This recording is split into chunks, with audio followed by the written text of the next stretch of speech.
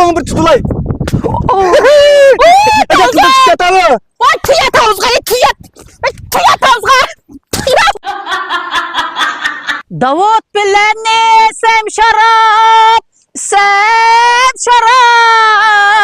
Bir piyale tolmadı, tolmadı.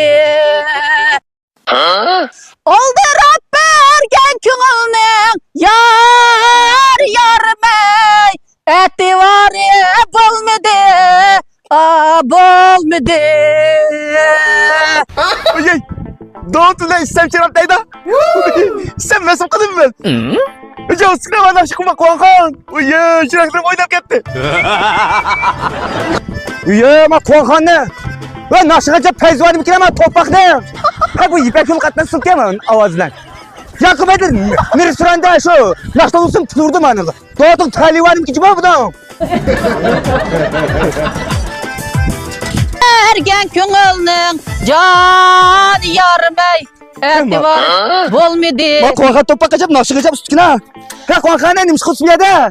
Bugün ilhamım kip katga işten erkep kılıp şu brap ay nakşı kupkan bağını buğum iş oldu. Ha ipek yolu katına sen olduk ikile kulağımı bir tutulay. Ece kızım şirkette mi?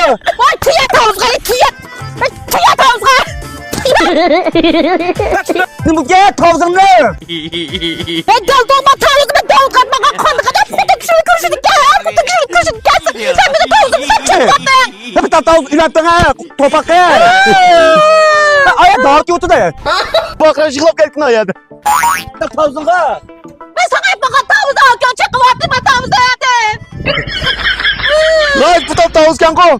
Bir tal tavuzu bile tavuzu çok olcuyum. Lan çok oğlum ben tavuzu sana hep bakan. Yerim kakadakta.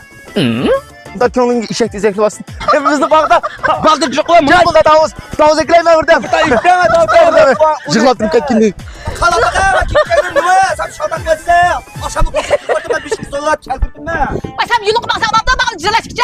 Ya kuaka bu kurtun kuattığımızı mı aldıraş ne boz? Sen mi geldin sen? Ya Ahmet Topal'ın süpürü tuttu. Bu Ahmet Topal süpürürçü.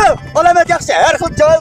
Dağın çıkırdı, kırın çıkırdı. Bir şey işler lap yaptın. Kırın çıkırdı da. Hem acayip kuş bırak. Nerede aldın ne? ya bu dükkanı kutun borgan sıpını ata aytan Ahmet Dostmarki sıpını eke aldı. Haydi ulan. Ben izah.